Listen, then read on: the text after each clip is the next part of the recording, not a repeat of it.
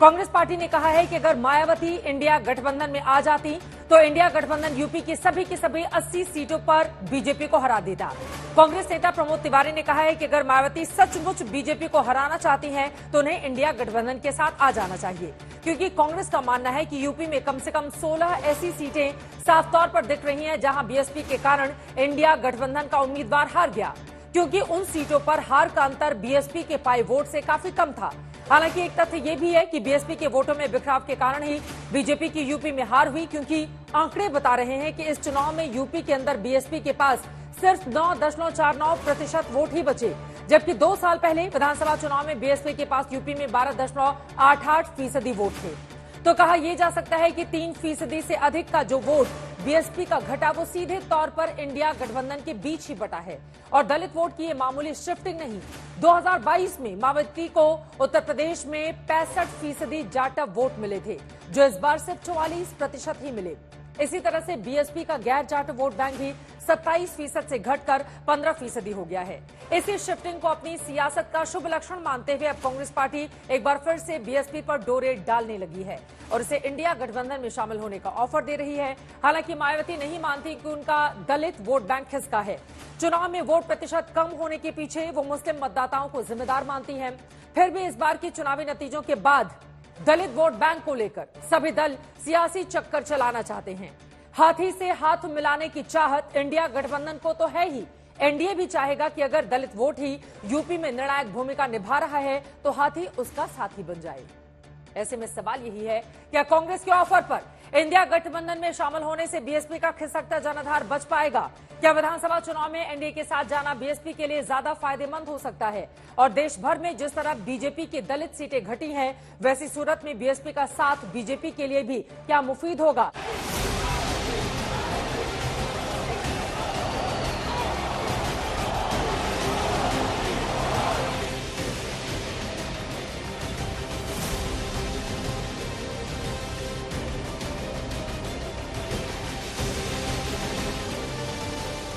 2024 के चुनाव नतीजे आए तो इंडिया गठबंधन की बातें खिल गई।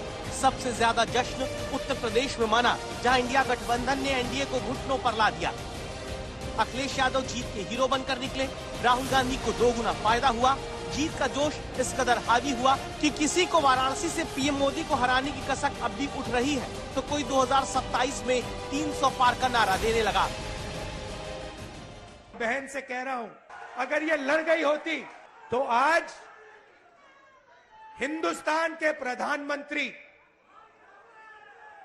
2-3 लाख वोटों से वाराणसी का चुनाव हार जाते।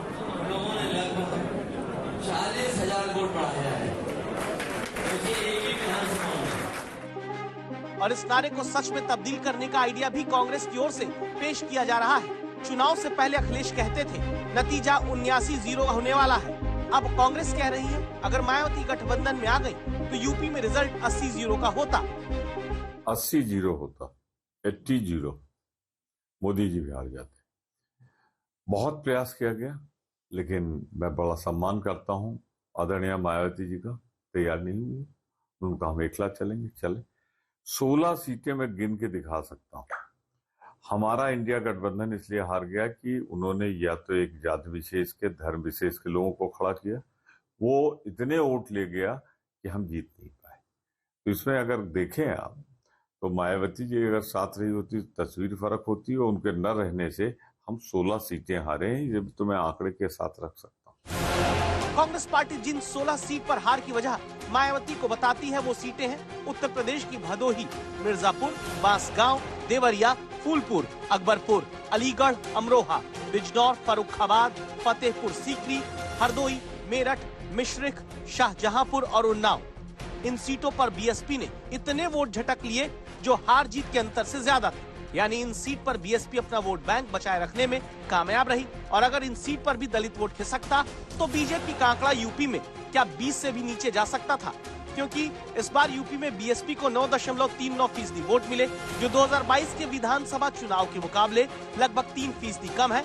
इन 3% में सबसे ज्यादा वोट इंडिया गठबंधन को शिफ्ट हुआ। और ये शिफ्टिंग कितने बड़े पैमाने पर हुई, अंदाजा ऐसे लगाइए कि 2022 में मायावती को यूपी में जाटव वोट का 65% हिस्सा और गैर जाटव दलित वोट का 27% वोट मिला, जो इस बार के चुनाव में घटकर 44% जाटव और सिर्फ 15% गैर जाटव वोट तक मायावती के पास सिमट कर रह गया। दलित वोटों के इंडिया गठबंधन में शिफ्ट होने से उत्साहित कांग्रेस एक बार फिर मायावती को गठबंधन में शामिल होने का प्रस्ताव दे रही है। मेरा सलाह यही है कि अगर भाजपा को वो हराना चाहती है, भाजपा से सचमुच उनको लगता है कि भाजपा हारनी चाहिए, तो उन्हें गठबंधन के साथ आना चाहिए। अब 2027 का चुनाव है, क्या मायावती से फिर से बातचीत का दौर शुरू करेगा? देखिए, अभी बात खत्म हुई, उन्होंने मना कर दिया, तो बातचीत क्या? बातचीत तो दोनों तरफ से हो सकती ना। एक तो अकेला चलो रहे, दूसरा क्या करेगा? हमारे लिए बड़ी शुभ संकेत है कि जो अनुसूचित जात का मतदाता है, शेड्यूल का मतदाता, वो कांग्रेस की ओर वापस आया इस चुनाव। और दलित वोटों का इंडिया गठबंधन की तरफ शिफ्ट होने का ही असर है। यूपी में बीजेपी का ये बुरा हाल हुआ। खुद बीजेपी के मंत्री भी मानते हैं, हार के पीछे बीएसपी का वोट शिफ्ट होना बड़ा कारण है। इस बार सपा बसपा का अघोषित गठबंधन और बसपा का वोट शिफ्ट कर गया इस अफवाह पर कि आरक्षण और संविधान को खतरा है, जो कभी हो ही नहीं सकता। जबकि मोदी जी ने कहा था जब तक वो जिंदा है, कोई माई का लाल इस संविधान के साथ छेड़छाड़ नहीं कर सकता, ना आरक्षण के साथ। बीएसपी टोटल खत्म हो गई, उसकी वजह से समाजवादी पार्टी जिंदा हुई है। हालांकि दलित वोटों के बिखराव से उत्तर प्रदेश में दर्जन भर से ज्यादा सीट पर बीजेपी को भी फायदा मिला, लेकिन इंडिया गठबंधन को इसका ज्यादा फायदा होता है। माना जा रहा है कि इटावा, धौरहरा, खीरी, एटा, संभल, मोहनलालगंज, हमीरपुर, जालौन, सुल्तानपुर, बांदा, फतेहपुर, लालगंज, अंबेडकर नगर, जौनपुर, मछली शहर, सलेमपुर, गाजीपुर, चंदौली और घोसी में बीएसपी के वोट बैंक का बड़ा हिस्सा इंडिया गठबंधन की तरफ शिफ्ट हुआ, जिसका नुकसान बीजेपी को हुआ है। अब इंडिया गठबंधन इस कोशिश में है वोटों की ऐसी शिफ्टिंग परमानेंट हो जाए, इसके लिए बीएसपी को गठबंधन में शामिल कर लिया जाए। आज पार्टी का हशर क्या हुआ? 0 पर आउट हो गए। सब ऐसे दल जो डायरेक्टली और इनडायरेक्टली भाजपा को सपोर्ट कर रहे थे, उन सब का इलाज जनता ने कर दिया। हालांकि खुद मायावती अपनी हार का ठीकरा दलित वोटर्स पर नहीं फोड़ती। उनका मानना है मुस्लिम वोट बैंक ने उन्हें धोखा दिया। 35 मुस्लिम उम्मीदवार उतारने के बावजूद मुस्लिम वोट नहीं मिला। वैसे मायावती खुद को एनडीए और इंडिया दोनों गठबंधनों से फिलहाल बराबर दूरी पर रखे हैं, लेकिन यूपी में 2027 में आने वाले विधानसभा चुनाव में बीएसपी के वोट का ऊंट किस करवट बैठेगा, ये कहना अभी जल्दबाजी होगा। आज तक ब्यूरो। वैसे इस बार के चुनाव में खासकर उत्तर प्रदेश में जिस तरह से बीजेपी को अप्रत्याशित हार का सामना करना पड़ा है, उसके पीछे सबसे बड़ा फैक्टर जाति निकलकर ही आया है। उसमें भी दलित वोट के आंकड़े बताते हैं कि इंडिया गठबंधन के चुनावी हथकंडों से दलित वोटर का रुझान उनकी ओर बढ़ गया है। कुछ आंकड़े आपको जल्दी से दिखा देते हैं, जिसके जरिए आपको समझ में आ पाएगा कि आखिर मौजूदा स्थिति क्या बनी हुई है। देखिए, देश में अनुसूचित जाति के प्रभाव वाली 156 सीटें हैं। वो आंकड़े हम देखिए, दलित बहुल 156 सीटें हैं। ये आंकड़े आपके सामने हैं। अनुसूचित जाति के प्रभाव वाली ये 156 सीटें हैं। इन 156 सीटों में से 2019 के चुनाव में एनडीए को 91 सीटें मिली थी। यहां पर आपको वो आंकड़ा दिखा रहे हैं इस बार के जरिए। लेकिन 2024 जब आया, तब आप देख रहे हैं 2024 में 34 सीटों का उसको नुकसान हुआ और एनडीए को सिर्फ 57 सीटों पर ही संतोष करना पड़ा। दूसरी तरफ देखें तो 2019 में एससी बहुल 156 सीटों में से इंडिया गठबंधन को सिर्फ 40 सीटें ही मिली थी। लेकिन 2024 में यह आंकड़ा बढ़कर 53 को अपने साथ जोड़ लेता है और उसके बाद 93 तक पहुंच जाता है, यानी कि 53 सीटें बढ़ी। इंडिया गठबंधन को 156 में से 93 सीटों का फायदा हो गया। सीधे सीधे ये सीटें बढ़ गई हैं।